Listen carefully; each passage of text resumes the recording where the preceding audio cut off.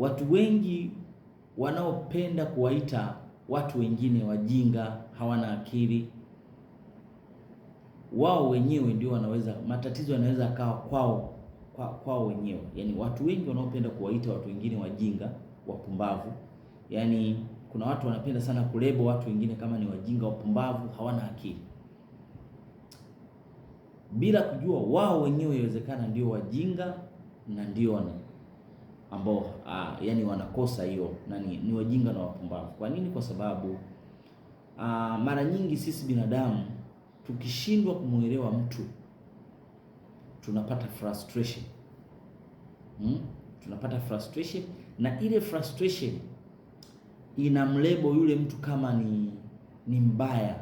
Sasa mara nyingi maneno ambayo tunajua yataponya nafsi zetu sisi, yani yatatupa kama comfortability fulani, tukiyatamka ni kumtamkia mtu kwamba wewe ni mjinga, mpumbavu.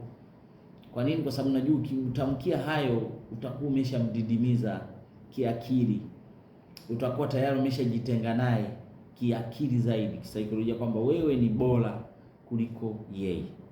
Lakini bila kujua kwamba inawezekana wewe unayemwambia mwingine ni mpumbavu au mjinga, wewe ndio unaweza kuwa mpumbavu zaidi na mjinga zaidi, lakini unaamua kumwambia mtu hivyo kwamba yeye ni mjinga, ni mpumbavu, kwa sababu wewe uelewa wako ni mdogo sana kumjua huyo mtu.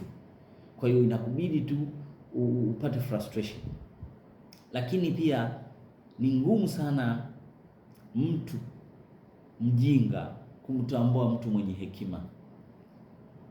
Ni ngumu mimi mtu mpumbavu na mjinga kumgundua mtu mwenye hekima ambaye ni mwelevu. Kwa katika jamii zetu watu ambao ni wajinga na wapumbavu ndio wanaongoza kuwalebo watu wengine kwamba ndio wajinga na wapumbavu. Tena watu wengi ambao ni wajinga zaidi na ni wapumbavu zaidi ndio mara nyingi wanaongoza kuwaita watu wenye hekima na akili kwamba ndio wapumbavu au wajinga. Kwa jitahidi kuchunguza hiki kitu kwenye jamii zetu, utagundua kwamba watu wengi wanaowaambia wenzao ni wajinga na wapumbavu, wao wenyewe ndio wajinga na wapumbavu.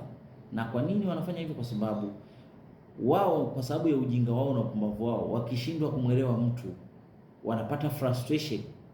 Hiyo frustration inawapelekea kumtamkia yule, kumlebo yule mtu, kwa kuwa wao wameshindwa kumwelewa, kumlebo huyo mtu kama ni mjinga au mpumbavu. Kwa hiyo ukiambiwa hayo maneno na mtu kwamba wewe ni mpumbavu au mjinga, sio maneno ya kuyachukulia yaingie kwenye akili yako.